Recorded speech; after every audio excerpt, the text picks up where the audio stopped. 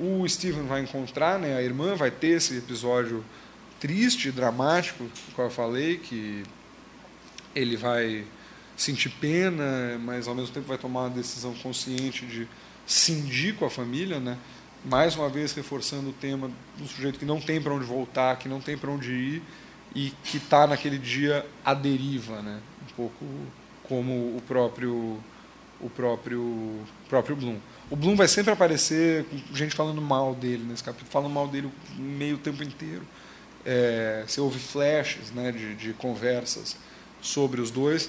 Vai ter o capítulo que vai passar, vai ter a mão da Molly Bloom jogando uma moedinha para fora, vai aparecer Rua Echoes, número 7, tal e coisa e tal, vai jogar umas moedas, é a única vez que a gente vai ver ela fora da cama, no livro, né, fora dos lençóis. E o que ele tem mesmo, ele é muito divertido, né, de ler.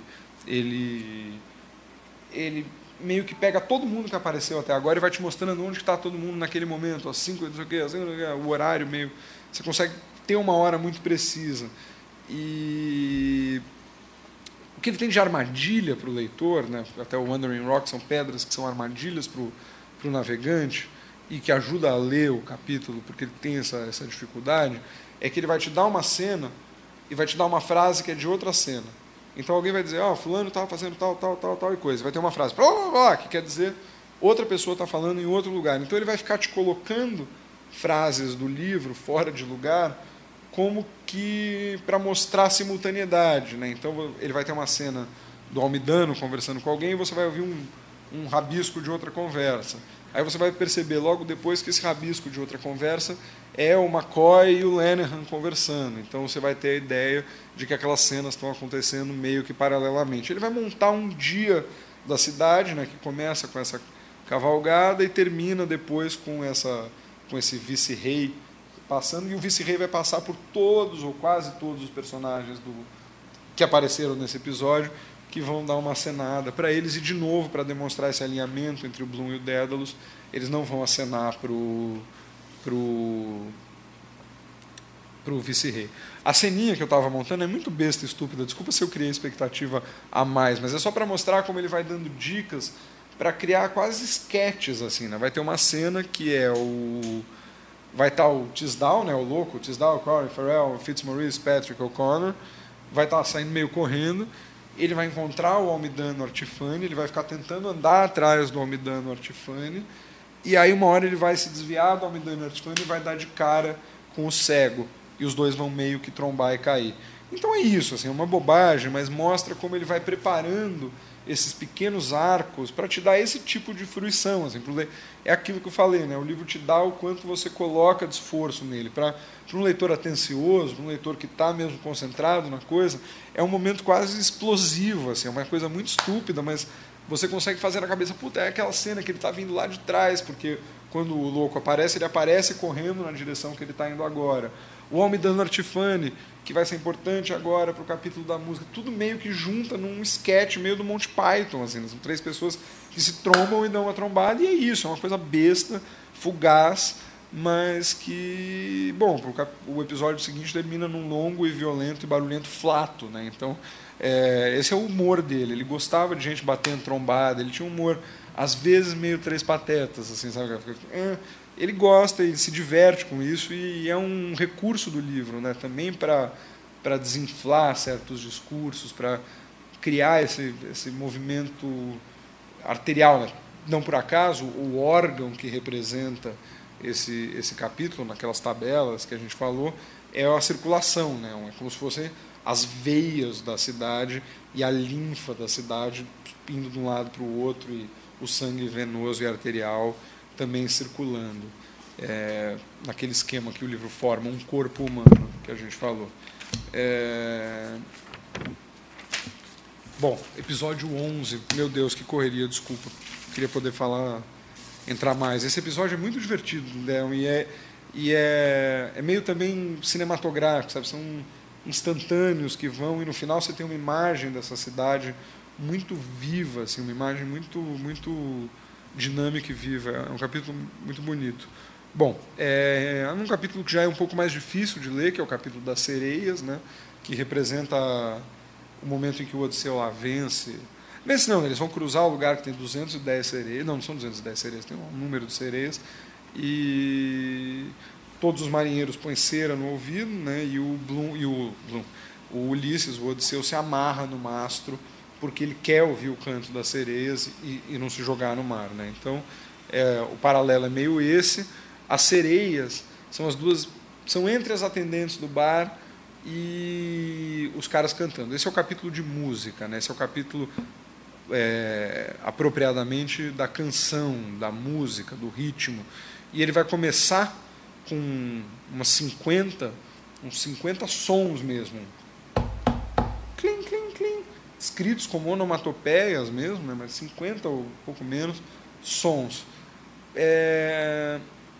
Dá um pouco a impressão, são dois jeitos de ver isso, né? De um jeito, quando você vai ver orquestra, que é aquele momento que todo mundo afina os instrumentos, é um pouco isso, assim, é como se o capítulo, né?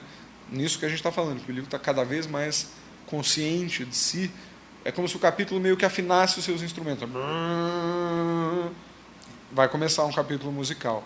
Por outro lado, ele usa eu posso estar falando besteira, quem entender de música me corrija, mas ele usa um artifício da música que é o prelúdio, né?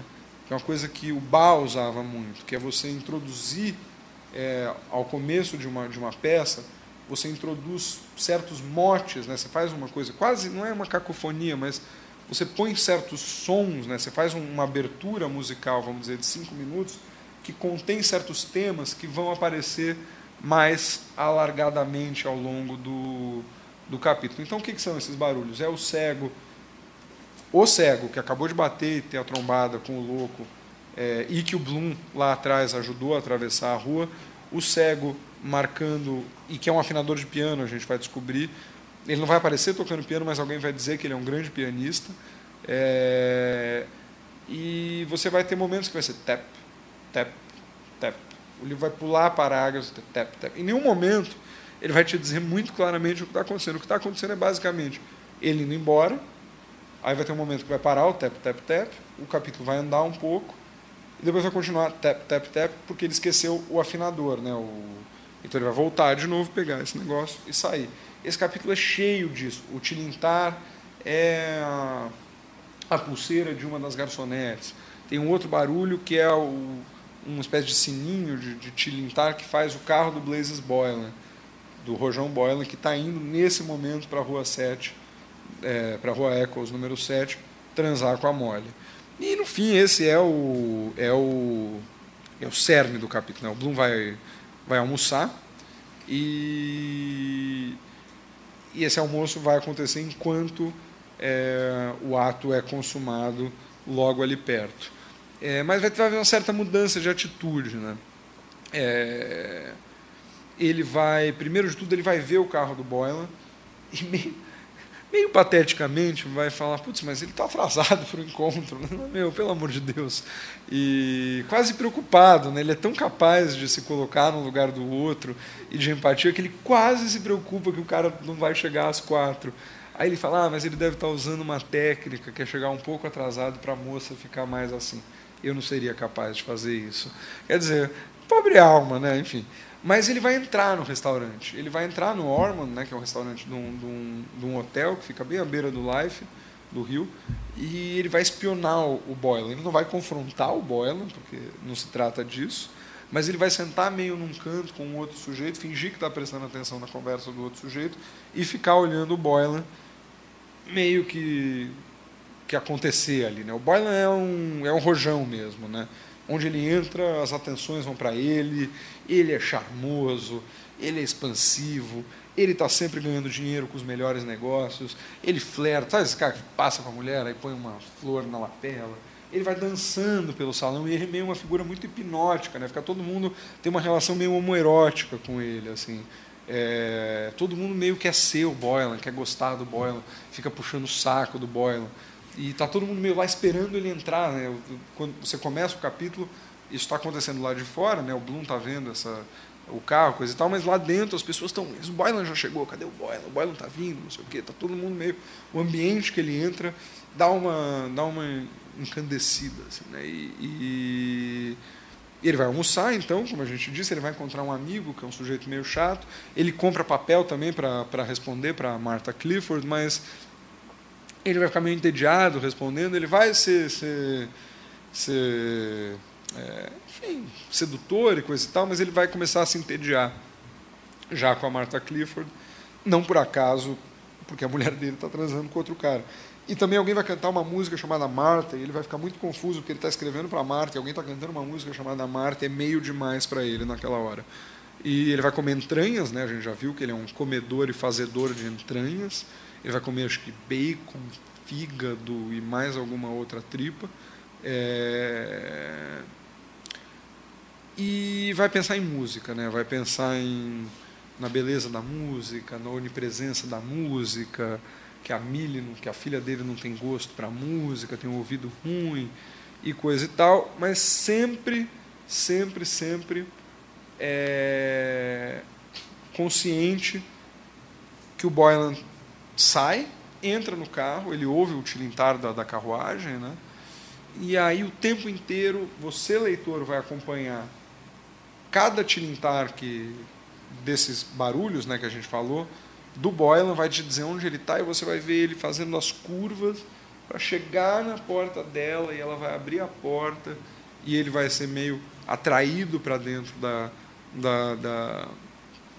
casa do Bloom, né? E o Bloom vai estar muito consciente disso. Inclusive, ele vai imaginar e acertar o momento exato em que ela vai abrir a porta e o Boylan vai entrar. Enquanto isso, o Ned Lambert e o pai do Daedalus, né, o Simon, vão estar cantando, eles vão estar lá sendo meio adulados por todo mundo. Cantem aquela, cantem a outra. É um capítulo, evidentemente, musical, né?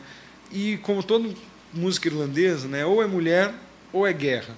Não tem outro tema para a canção irlandesa, que é mulher e guerra. E guerra com bebida, guerra sem bebida, mulher com bebida, mulher sem bebida. É isso. A canção irlandesa um pouco se resume a isso. Então tem um clima ali de amor e guerra, né, que vai crescendo no capítulo, vai crescendo. De novo, ouçam as músicas. Essas músicas são boas de ouvir no YouTube, porque elas te dão um pouco... Esse é um capítulo musical, você consegue ouvir essas músicas e sentir esse clima cada vez mais de amor e guerra, amor e guerra, amor e guerra. A coisa vai ficar um pouco demais para ele quando eles começam a cantar uma música cuja letra, se você lê pensando que o cara está sendo corneado, ela pode ser lida exatamente o que está acontecendo com ele ali, e ele vai dar o pé. Quando ele vai dar o pé, ele vê uma das sereias, né, uma das atendentes tirando cerveja de uma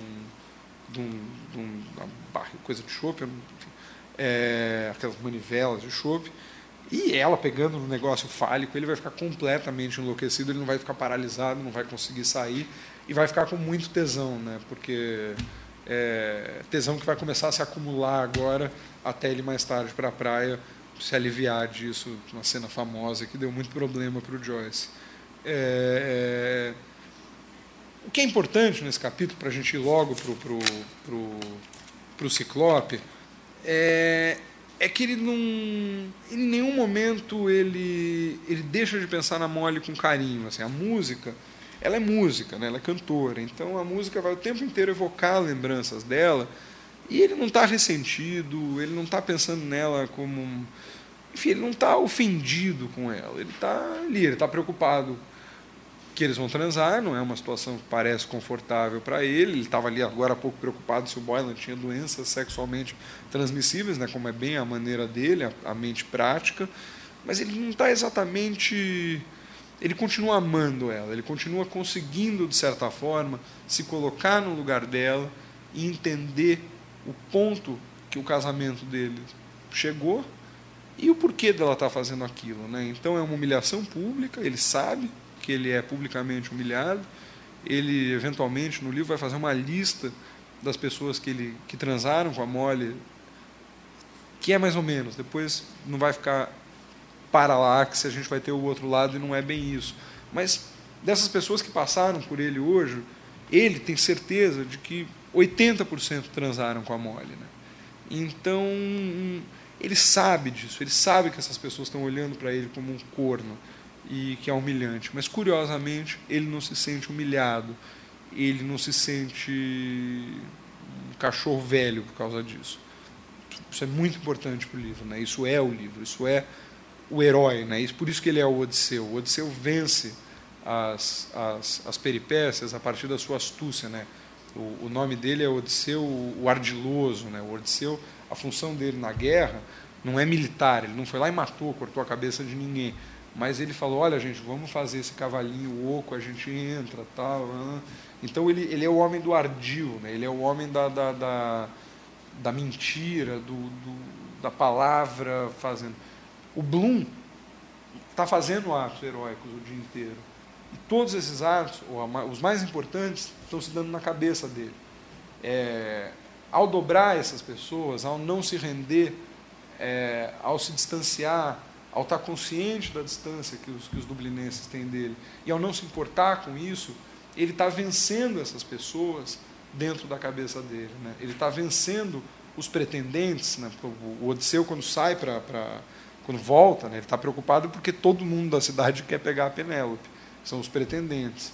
E é um episódio até sanguinolento, ele esquarteja todos os pretendentes e depois enforca todas as servas e criadas que porventura tenham atendido ou transado com os pretendentes. Então é um carniceiro. Até a Margaret Atwood tem um livro sobre esse episódio, né, do enforcamento das criadas que teriam, enfim, traído a casa, o reino de Ítaca.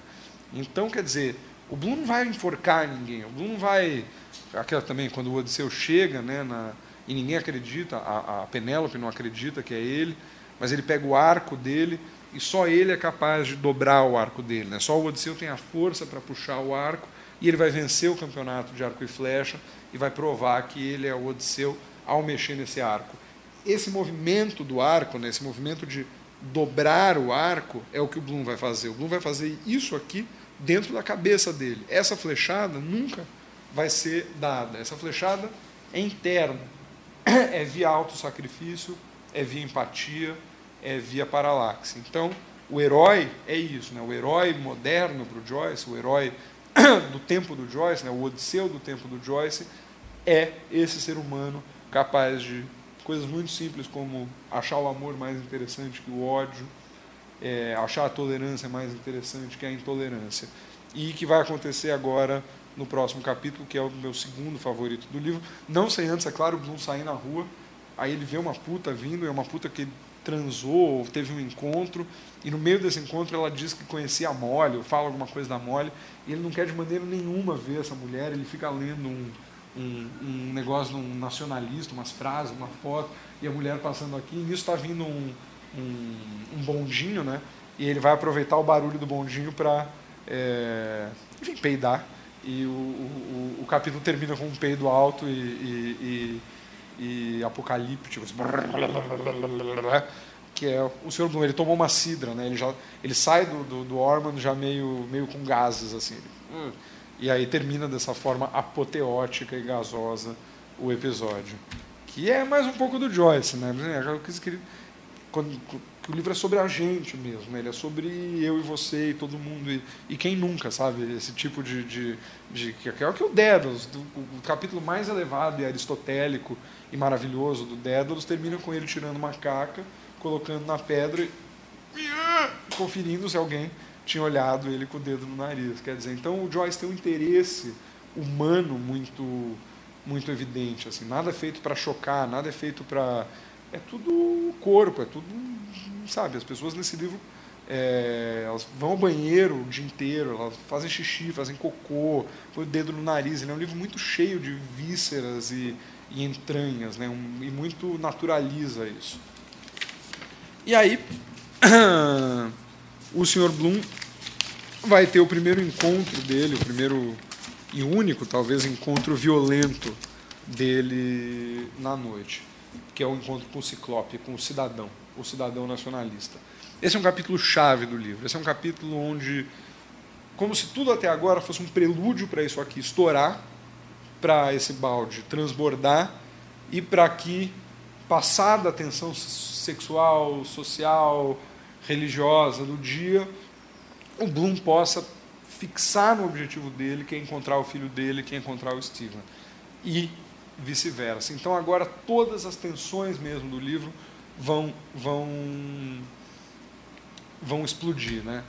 E muito sacanamente esse capítulo vai, inclusive, negar a própria estrutura do livro, né? Ele vai criar duas operações de dois métodos maravilhosos que vão funcionar. Agora o livro fica mesmo engraçado e a coisa da forma, para quem já se acostumou com a Aeolo das manchetes e passou pela coisa musical, porque no capítulo anterior está todo mundo bebendo, música é improviso, eu canto, você canta.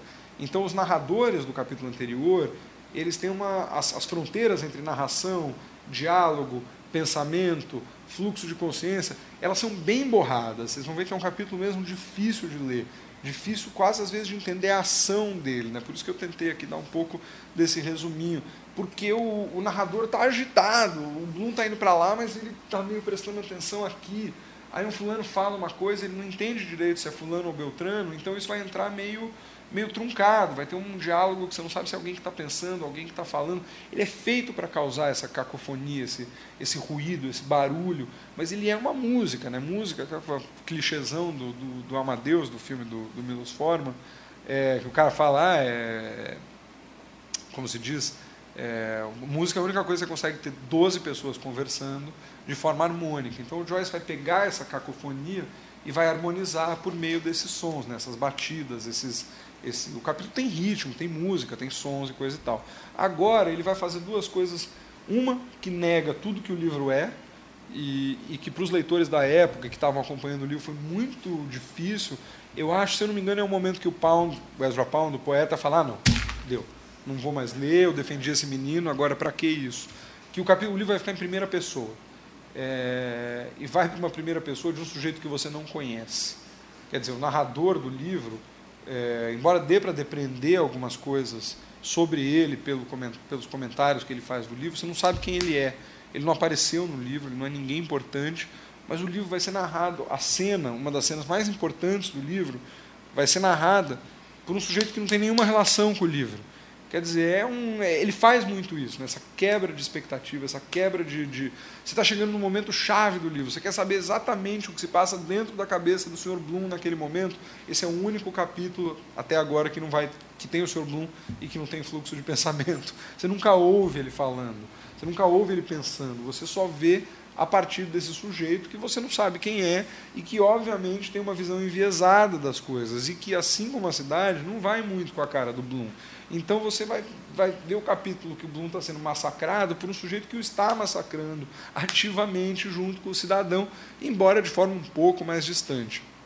É o primeiro indício, né, do Ciclope. Né? O Ciclope tem um olho só na testa, então ele tem uma visão estreita. O Ciclope é o eu, é o único capítulo que fala eu entrei, eu vi. Quem está contando a história é uma pessoa física e concreta e um eu. Quer dizer, então o primeiro indício de que esse capítulo vai ser não monotemático, mas uma monovisão, né, uma visão estreita e estrita, é que ele é narrado de apenas um ponto de vista. Isso. Do outro lado, o narrador agora vai perder totalmente o comprometimento com a realidade.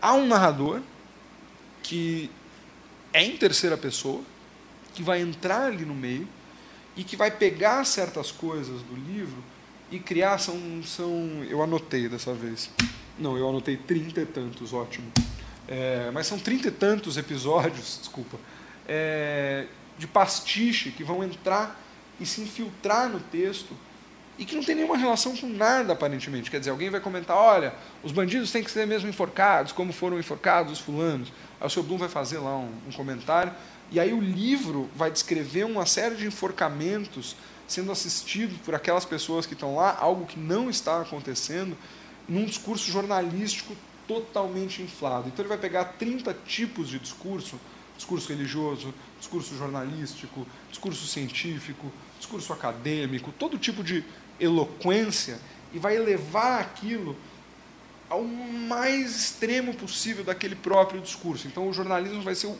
ultrajornalismo e vai ser uma cena. E esses 30 episódios vão entrar entre as cenas, né? Eles vão se encaixar entre as cenas. Então, quando eles falarem dos enforcamentos, você vai ver os enforcamentos.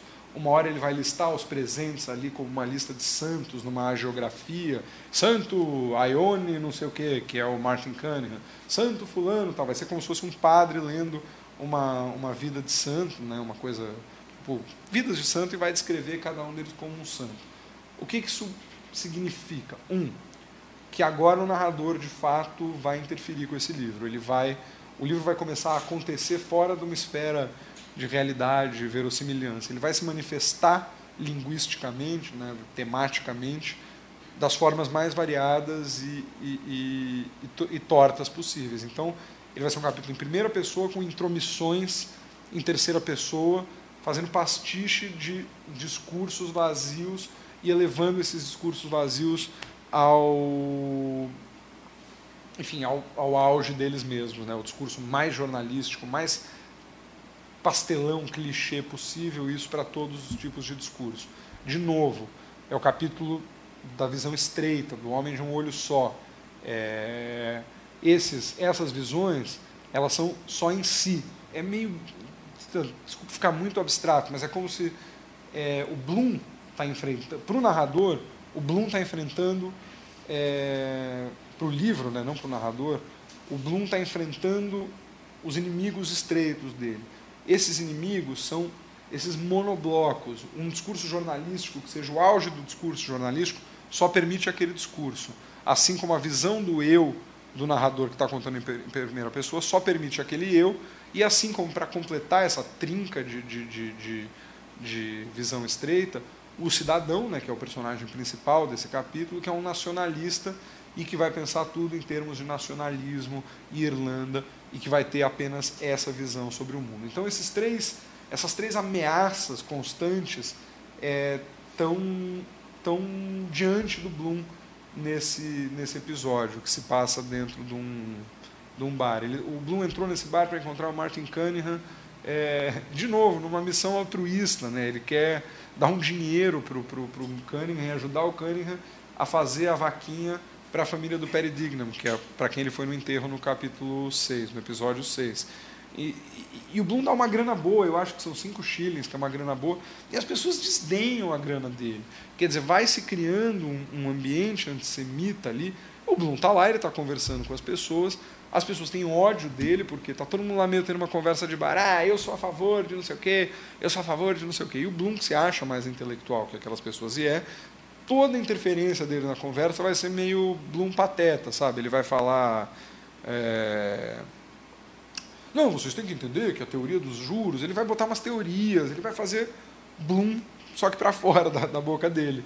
E todo mundo lá está meio bêbado, e todo mundo tem consciência de que, ou ele tem consciência, enfim, tem uma diferença ali, um abismo intelectual entre o Bloom e aquelas pessoas, e o Bloom vai falar do jeito dele, de certa forma afetando uma superioridade até para essas pessoas, e discursando, e sempre tendo a palavra final, mas é patético, né? O resultado é patético. Até o momento áudio disso, que é quando eles começam todos a falar do Blazes Boylan, né?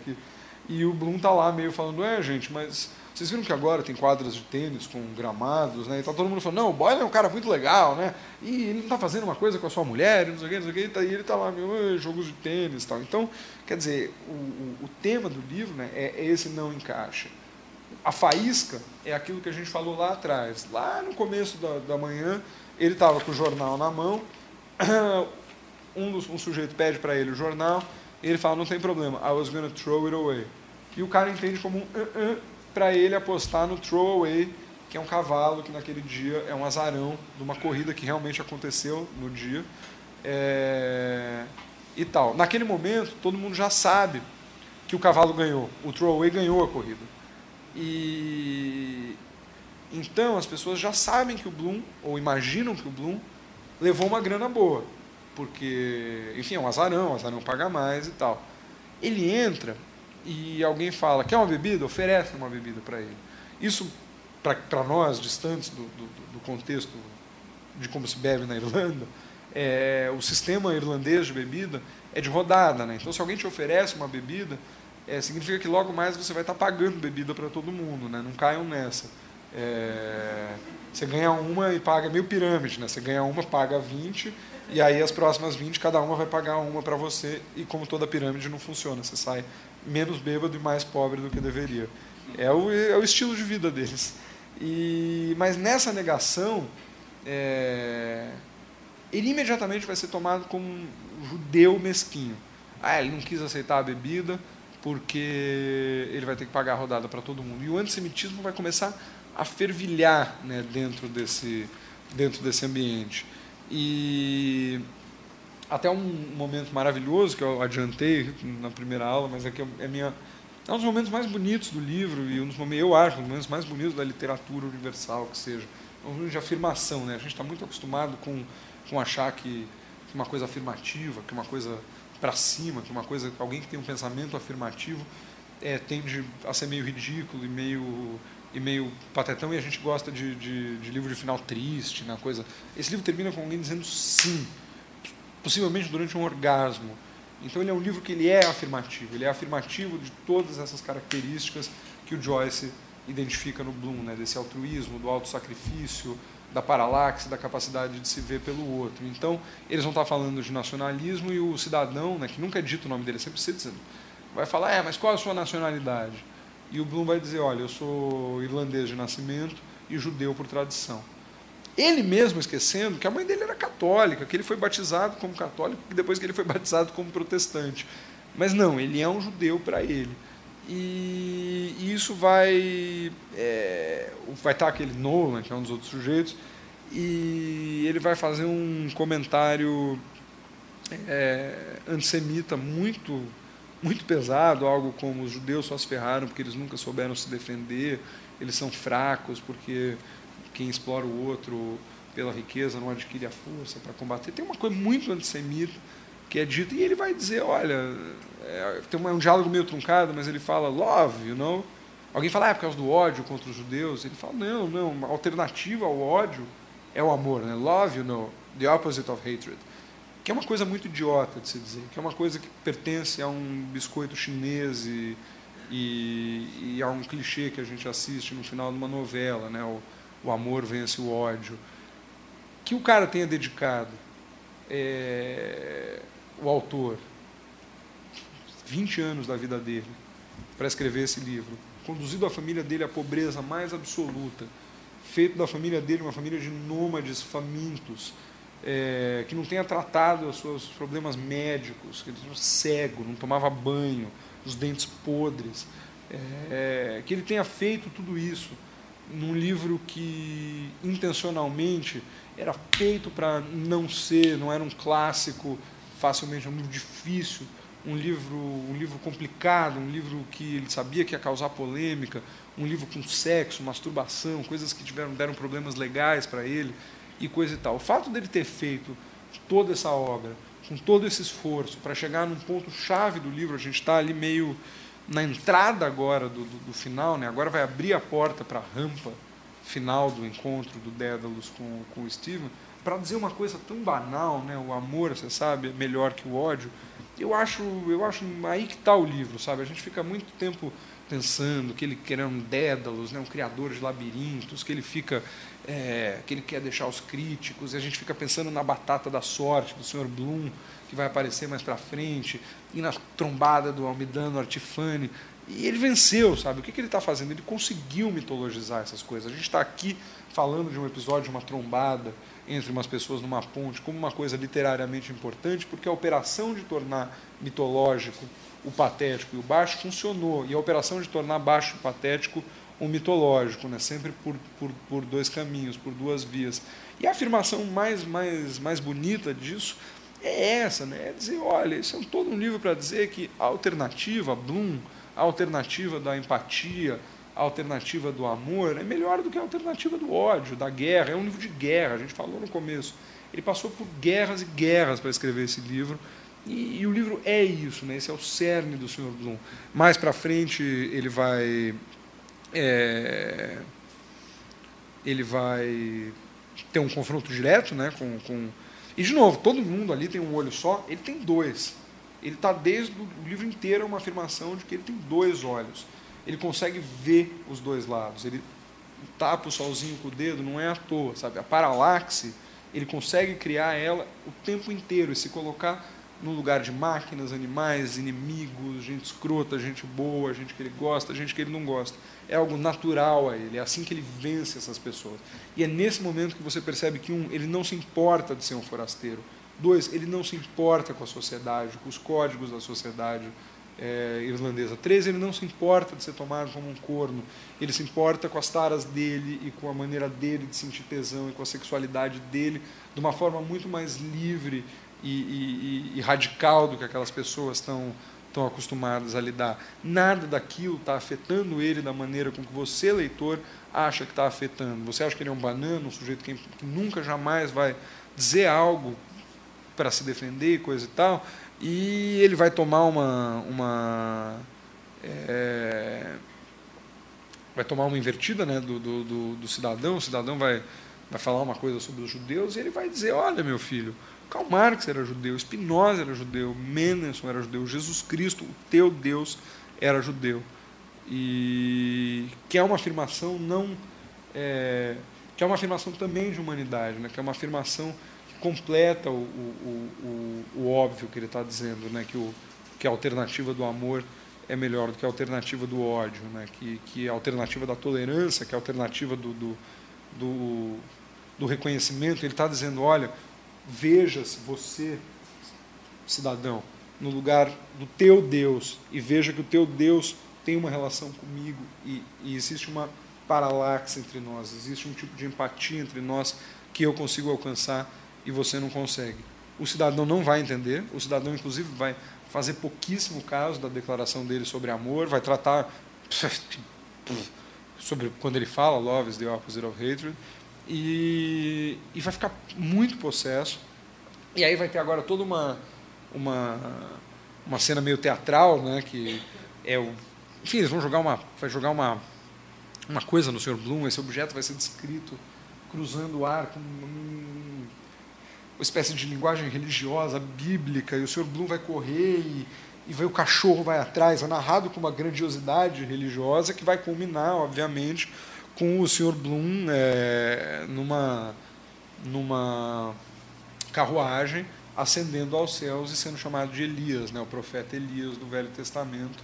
Então, quer dizer, o narrador, agora, o livro já assumiu que o livro vai fazer coisas. Quer dizer, que quando o livro precisar dizer que o Bloom é uma metáfora nesse momento de Jesus Cristo, de Elias e de tudo mais, ele vai parar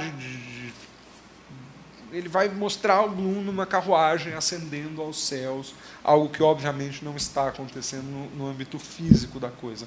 Então o narrador termina esse livro vencendo completamente o âmbito físico do livro e começando a criar e recriar, e é daí que vem essa coisa, que é um livro louco, porque de repente as pessoas estão falando e aparece um monte de enforcados, e o Bloom sobe numa carruagem, mas ele não subiu numa carruagem. O que está acontecendo nesse momento no livro é isso, é o Sr. Bloom assumindo um papel, tomando uma decisão, fazendo algo nesse momento e ascendendo aos céus como o profeta Elias, né? Essa é a alusão que o livro está fazendo. O livro está te dando essa alusão pronta em cima de uma carruagem. A partir de agora isso vai se embolar ainda mais, os próximos capítulos vão ser um pouco mais complicados, mais difíceis nesse sentido formal, mas sem nunca perder de perspectiva que a coisa é pequena mesmo, é sobre duas alternativas, e a alternativa do Bloom, que parece, pelo menos ao Bloom, e possivelmente ao leitor, melhor do que a outra. Então é um pouco por aí o capítulo, é o melhor, tirando o penúltimo capítulo, é o melhor capítulo do livro, é o mais porque você chegou nesse ponto preparado para isso, você chegou nesse ponto preparado para esse confronto entre essas pessoas, né?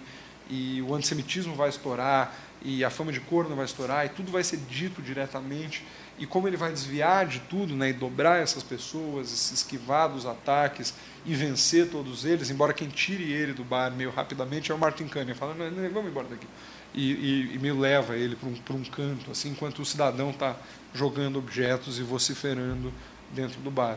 E se for ler o livro mesmo, se estiver cansando, leiam até aqui, porque aqui esse capítulo é muito bonito mesmo e muito emocionante. E é isso, pelo amor de Deus, não, Paulo. Obrigado. E até quinta, então quinta ficam os 6 episódios finais e, enfim, leves considerações finais sobre o livro. Infelizmente não dá para falar do seguinte, né, que exigiria 8 anos. Mas é isso. Muito obrigado até aqui. Não, não.